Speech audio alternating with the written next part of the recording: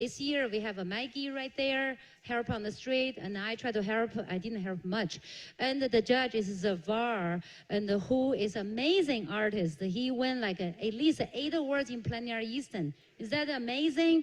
Yeah, and he won 2 artist choice during this how many years? Yeah, give him a hand. Yeah, it's wonderful. So, and artist choice is harder. It's a most honorable award you can get, you know. And he got a nocturne, best nocturne, is total 8. I can't really tell you everything. So you can check out online and everything. And this year he's in here too. And he's gonna teach a workshop in Chesapeake Farm Studio. 2 days workshop you have in your hand, okay? It's November 9th and the 10th, okay? And this is his first time teacher here. And November, we have a beautiful trees, yellow and everything. And if a bad weather, our space is amazing. You can, inside warm, painting outside gold colors. If, you know, some of you in there, some of you are our students there for years, you know, and the heat, like now, you can paint inside with the air conditioning painting, you know. Yeah. So, yeah, so if you haven't been there, and you can come, you know, I know a lot of people can't afford a class or workshop all the time. Now we have a new program called the Open Studio, okay? You can come in to paint, you just pay a floor fee. So we have normally we have 2, 3 faculty there. If you want help, you just ask them. So that's our new program, actually doing really pretty great. Also, we have a new event right here. Is our first plein air event is designed for you guys, because a lot of people want to go to an event, they can't get in. So this one, if you sign up, first come, first serve in October too. And meanwhile, I teach a workshop right before that. It's 2 days. It's all about the plein air. And so anyway, so now I'm gonna turn over to Zafar, and he's gonna talk to you about your works, and he's gonna pick 3 his favorite work, and then he's gonna talk to you why. And also, if you have a question about any questions, and free to ask, because it's not a really formal stuff, very casual. Okay, Zafar. So many of you have already met today earlier, but not everyone, and I'm glad that we have also some public who doesn't paint yet, but soon hopefully will join such a great movement, which plein air painting or painting overall is. So my name is Zafar Bigboff, and as Hayo told you, I've been very blessed to be accepted on my 7th year to Plein Air Easton. And first of all, I'm happy to be here, happy to work with you. And I want to say thank you for all who came, who've been brave enough, despite of quite scary weather forecasts, still being brave, come, prepare, pack, and show up here. So I would like to applause to all of you. So I want you to do that the same for yourself. And of course, the Chesapeake Fine Arts Studio is generous to provide, being sponsor, providing all prizes for this event. What we do here, even though comparing to what will be happening tomorrow, it seems to be modest, but I think this is great, because you need to be brave enough, not even to against the weather condition to say I will be there, but also to come out and take your art, which was probably your personal thing, or just going and taking a workshop, and then you say like, today I will show my art publicly. I want it to be judged, and I have plans. I want probably to do quick draw tomorrow, and then year by year, depending on your passion, time, maybe peer artists who can encourage you to come and paint, you will start applying to Plein Air Easton. I mean, that's, for some of you may sound fantastic, but it's not. That's we all, all artists who are here, we all started with something. Some people started when they've been kids, some people started when they've been 30, some people started when they've been 60, and so on. So there is really, it's a real thing. Let me say how I did my job today, because we can talk a lot, and I hope at the end we'll have a lot of time to I'll have time to answer your questions, so please don't hesitate. But let me explain how I did my job today. To explain how my mental works go, I need to explain some sort of vocabulary. And many of you who took classes before know these terms. So I'll be operating with these kind of 6, 7 characteristics. One of them, of course, lines and then shapes. That's one of the basics. Then values and colors. I guess that's understandable as well. When we talk about values, it's not how much does it cost, but usually how dark or light is object or shape in our painting. And then we talk about more subtle, like more matters, which is we pay more attention at the end of the painting. It's edges and texture. Of course, above or something which makes it all together working correctly is composition. And also I want the painting, when I look at my painting or painting of students or someone whom I have to judge, does it really, like in good harmony? Does it feel that this is not just parts of the, it's several objects put together. So there should be some sort of unity. So thinking about that and keeping that always in my mind, I've been judging works. I should say that we've been discussing with Hayo how we should reward these brave people who came and painted today and showed their works. I will say, I chose 3 works based on these criteria, which as like a somehow little,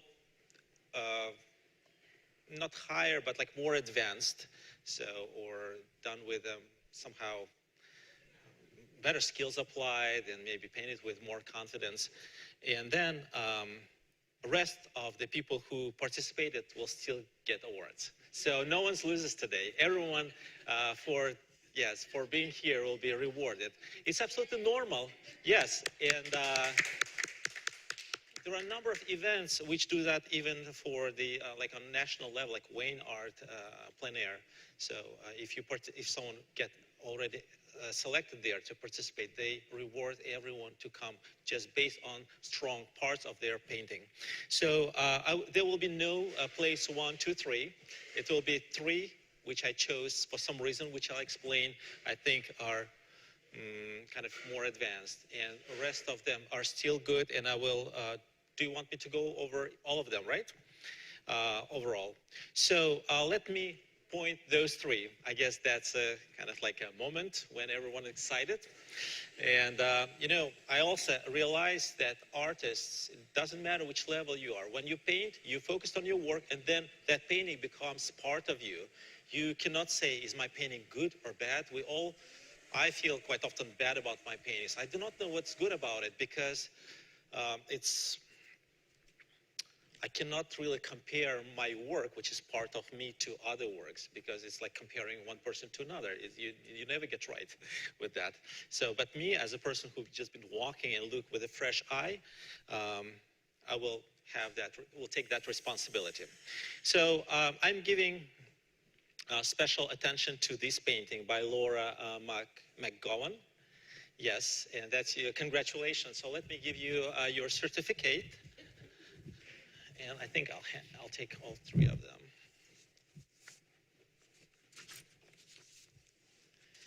And I will explain why. Congratulations. Yes.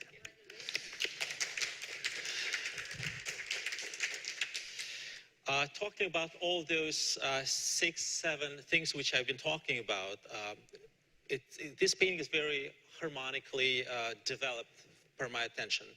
So I can see, despite of the texture, busy texture, that there is quite clearly seen bigger shapes, and I have a feeling that they passage through. So I have kind of depth of the painting. It's clear. It's easily perceived. Then, of course, that would be lines and shapes. Line kind of lead our view, and then shapes really are kind of quite pleasant and balanced. Then talking about the values, it's not difficult, and I'll give you along the way some tips maybe, so if you don't mind. Darker spots are dark. At the same time, they are not black. They are not like holes. So it's done very beautifully in shadows. And at the same time, there is good value range between lit area and shadow area. So there is a big range. And it feels that I'm right there. And I want to really walk by this path. So that's my emotional response. Color-wise, very nice. Not crazily bright, not over mixed. So, and since I've been here and I was walking, I know how that hot day feels like. And also texture-wise, I think it handled well, and these flowers as well, and edges. So you see the sharpness of these edges definitely shows that the focal point is here. That's kind of your goal you would go through. I mean, that's if you follow this path, you come to this place. I cannot say exactly what kind of place is that, but I really want to be there. So thank you for excellent job. And I think as a gift, you are taking a 2-day workshop with Hayo. It will be oil painting. Oil painting, right? Yes, that's your gift. That's great. Yes. So I will go through, you know, my decision is it's objective as much as I can, but at the same time it's subjective.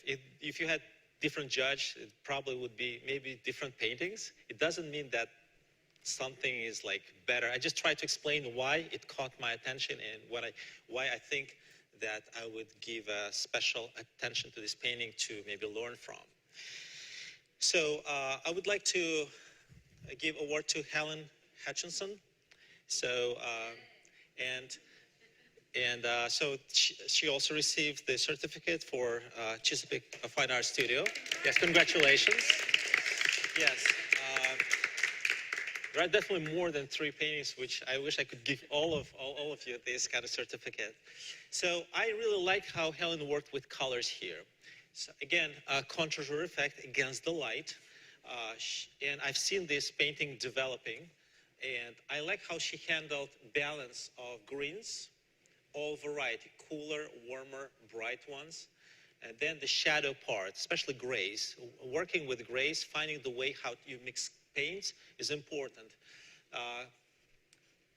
What you can learn from this painting as well, when you have limited time, just a couple of hours, I would recommend, per my subjective experience, I would say, that the vertical format helps you to build composition faster and more stable. And then she could really focus on values and colors.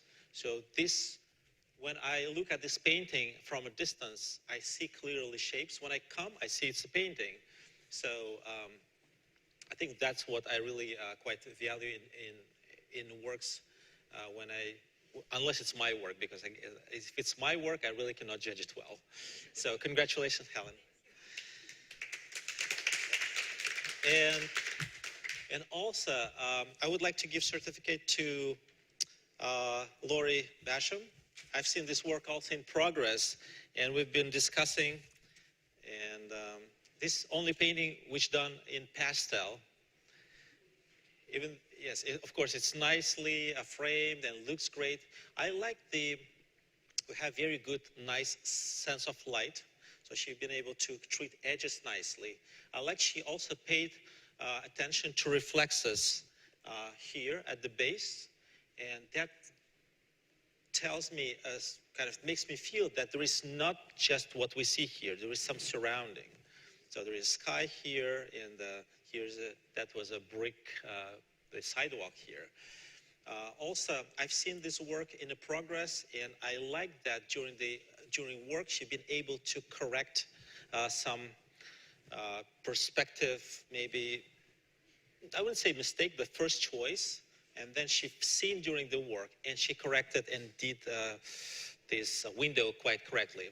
So I really encourage you to, if you are not feeling comfortable taking a bigger scenery and paint, and then you're outside, especially like today, 3-4 hours, then you faint, and they say, it was a horrible day. My painting is not finished, I'm feeling bad, I'm tired, and painting doesn't look good.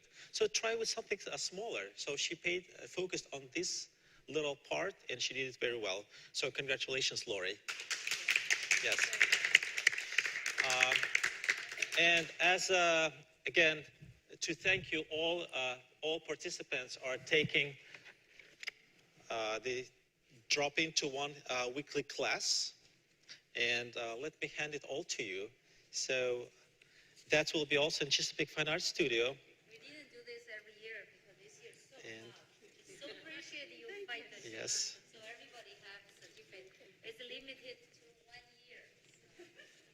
And Give Maggie one, just kidding. and we decided, yes, I think it's anyone else? Maggie? Yes. No. I think I passed. Yes, all participants got right. Yes. But have you participated? Yes. Thank you. Good job, everybody. Yeah.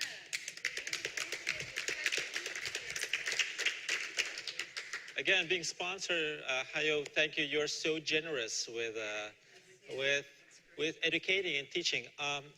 I found when I started teaching, I improved my art because when you teach, you start reading and try to understand why you do this or why other artists do or paint that way.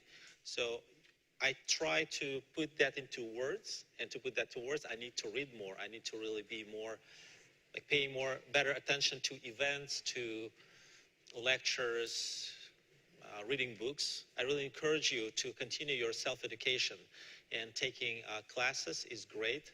So if some of you have not seen website, the list of your instructors there is impressive, Hayo. I will be, yes. Can you briefly, after you're done, talk about the workshop we're going to do briefly? Okay. Yes, my focus of teaching is, of course, is not kind of taking some little effect and explain how I do that. I really want people to have easier way when they are developing their style.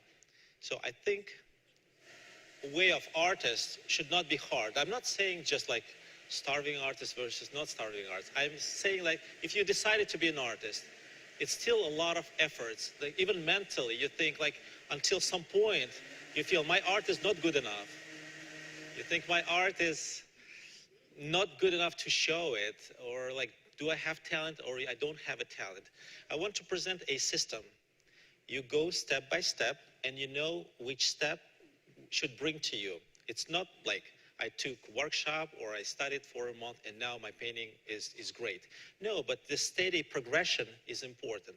So I will be focusing during my workshop on those 4 steps which I think are essential when you learn to paint, and especially start painting outdoors. For many artists going outdoors, even if they are good artists in studio, going outdoors at times becomes overwhelming. I've been lucky going and paint plein air since my age of 11. That was part of my curriculum in my youth art school. We've been pushed to have been spending summer in countryside and going somewhere like on boats. That was also very exciting. So during workshop, we'll have a session outdoors, and I will explain you what you need to do before you go outdoors, what you need to do to spend your time wisely outdoors, and what you're supposed to bring to your studio if you cannot finish your painting outdoors and want to finish it, or start your studio painting based on your plein air study. I tried to make it as simple as possible. I didn't want to have 7 steps, 8 steps, but I think 4 steps, that's the minimum. It's broken enough. At the same time, it's simple enough as well. So we'll have a session painting outdoors around studio. It has beautiful access to water, it has a building.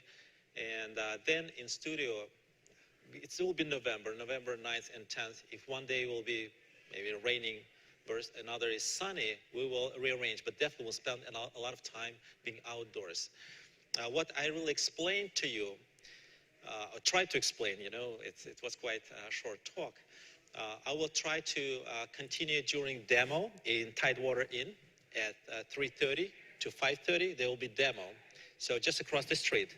And if some of you will sign up for workshop, my workshop, I'll be very pleased if you will take workshop from other instructors, which are amazing. Many of them are like nationally recognized and top awards winners, including Plein Air Easton. So that would be great as well. And also, I hope that next year, even if I will not be judging this show, I have now big motivation to come back and see you again and see what you covered within this year. So I really encourage you and to grow as an artist, grow your confidence.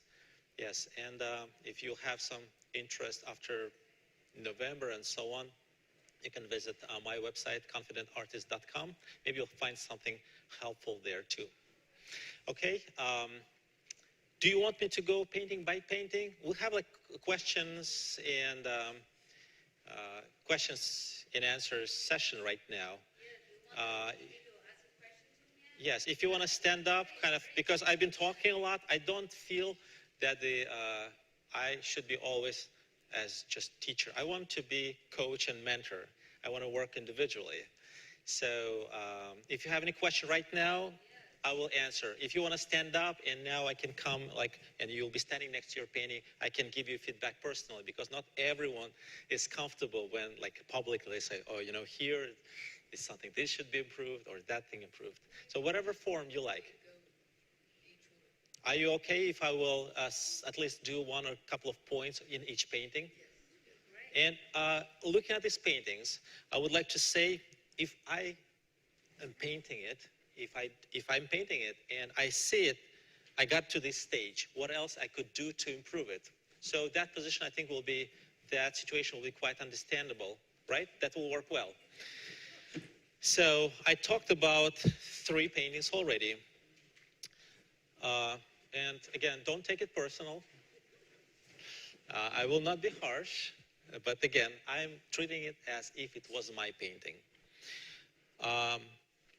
This painting is large enough, and for 2 hours, it would be difficult for me to paint it, but I really praise artists who started painting it.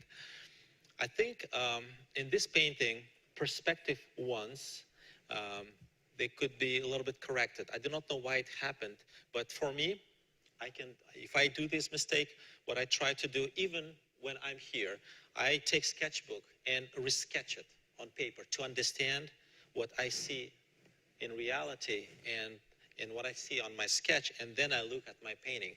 And I can realize that maybe some lines are not correct, and maybe shadows kind of misled me, because this building is quite complex structurally.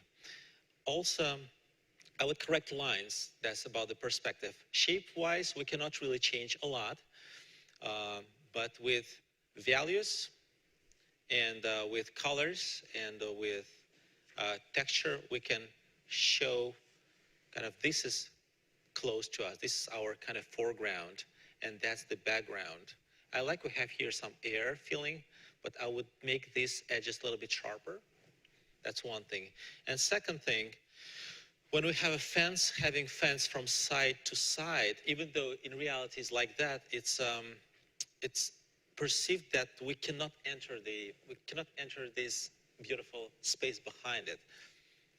I would choose angle where we have a little gate, or maybe to paint scenery without this fence. So I hope that helps. So next painting, and I've also have seen how this painting have been developed. And what I would correct here, it's hot and humid day. We have a lot of sun here. I would try to make background tree more solid and would add cooler colors. So that cooling shadow part of that tree behind would give me feeling of air between this umbrella, which is painted nicely, and the background. I would like to separate these details not details, the big objects on the foreground, and the background, which feels always kind of like more as a generalized. The trick is that we quite often see too much. We have so much information, we cannot really kind of foresee how painting should be painted. And quite often what I do, I squint a lot when I paint. I squint, I try to get rid of details, and I would try to imagine if I have a block in stage in my painting, does it look right or not? I see composition, and I try to do background quite most of the time with my squinted eyes. And then I work on foreground, and then, of course, the sharper edges, higher contrast, and brighter colors tell me this is all story, not about this tree or these flowers, but about this table, this chair, and this umbrella. So if that was my painting, that I would probably, let me do that correction. So, but nice painting. It looks like I've seen all works in the progress. I would say about this painting a few words as well.